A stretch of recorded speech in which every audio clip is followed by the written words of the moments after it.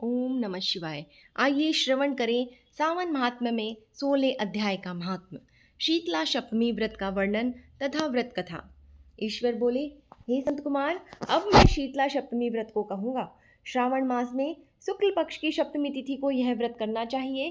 सर्वप्रथम भीत पर एक वापी का आकार बनाकर अशरीर संज्ञक दिव्य रूप वाले 7 जल देवताओं, 2 बालकों से युक्त पुरुष पुरुष संज्ञक नारी, एक घोड़ा, एक वृषभ, नर वाहन सहित एक पालकी भी उस पर लिखें।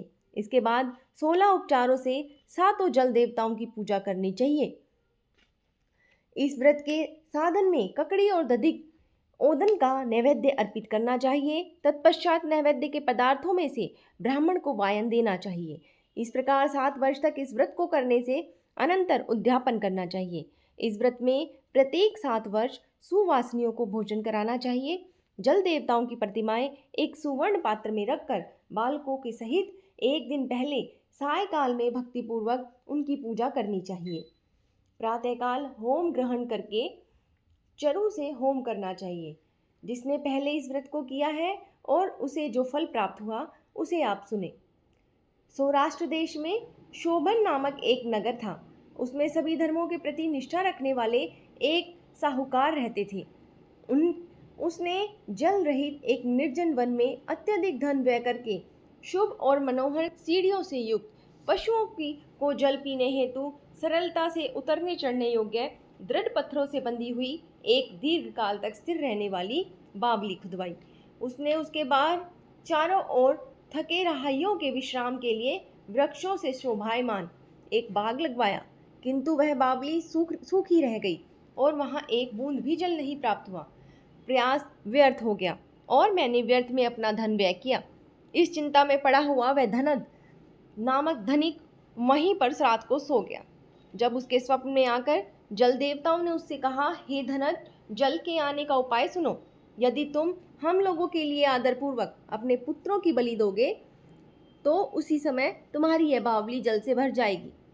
यह स्वप्न देखकर घर आकर धनिक ने अपने पुत्र को बताया। द्रविण नामक उसका वह पुत्र भी धर्मपरायण था। वह कहने लगा, सुनिए, आप मुझ जैसे पुत्र के पिता हैं। यह धर्म का कार्य है, इसमें आपको विचार ही क्या करना चाहिए। यह धर्म ही स्थिर रहने वाला है और पुत्र आदि तो नश्वर है। अल्प मृत्यु से महान वस्तु प्राप्त हो रही है, अतः यह क्रय अति दुर्लभ है। इसमें लाभ ही लाभ है। शुतांशु और चडांशु ये मेरे 2 पुत्र हैं। इनमें शीतांशु नामक यह जो ज्येष्ठ पुत्र है उसकी बलि बिना कुछ विचार किए आप प्रदान करें। किंतु हे पिताजी, स्त्रियों को यह रहस्य किसी भी प्रकार ज्ञात नहीं होना चाहिए। उसमें उपाय यह है कि इस समय मेरी पत्नी गर्भिणी है, उसका प्रसव काल सन्निकट है और प्रसूति के लिए वह अपने पिता के घर जाने वाली है। वह कनिष्ठ पुत्र भी उसके साथ जाएगा। हे तात, उस समय यह कार्य निर्विघ्न रूप से संपन्न हो जाएगा। पुत्र की यह बात सुनकर पिता उस पर बहुत प्रसन्न हुए और बोले, हे पुत्र, तुम धन्य हो और मैं भी धन्य हूँ जो कि तुम जैसे पुत्र से पुत्रवान हूँ। इसी बीच उस सुशीला के पिता के घर से बुलावा आ गया और वह जाने लगी। तब उसके ससुर और पति ने कहा कि ज्येष्ठ पुत्र हम लोगों के पास ही रहेगा और तुम इस छोटे पुत्र को ले जाओ। इस पर उस साध्वी ने पति और ससुर के कहने से वैसा ही किया। तत्पश्चात उनके चले जाने पर उन पिता पुत्र ने उस बालक के शरीर में तेल का लेप करके भली भांति उसको स्नान कराकर सुंदर वस्त्रों और आभूषणों से अलंकृत करके पूर्वाषाढ़ और शतभिषा नक्षत्र में उसे प्रसन्नतापूर्वक बावली के तट पर खड़ा किया और कहा कि हे बावली के जल देवता, इस बालक के बलिदान से प्रसन्न हो। उसी समय वह बावली अमृत तुल्य जल से परिपूर्ण हो गई और वे दोनों हर्ष शोक से युक्त होकर घर को चले गए। उस सुशीला ने अपने पिता के घर में तीसरा पुत्र उत्पन्न किया और 3 महीने के बाद अपने घर जाने के लिए निकल पड़ी। मार्ग में आते समय वह बावली के पास पहुंची और उस बावली को जल से भरा हुआ देखकर वह बड़े आश्चर्य में पड़ गई। उसने उसमें स्नान किया और वह कहने लगी कि मेरे ससुर का परिश्रम और धन का व्यय सफल हुआ।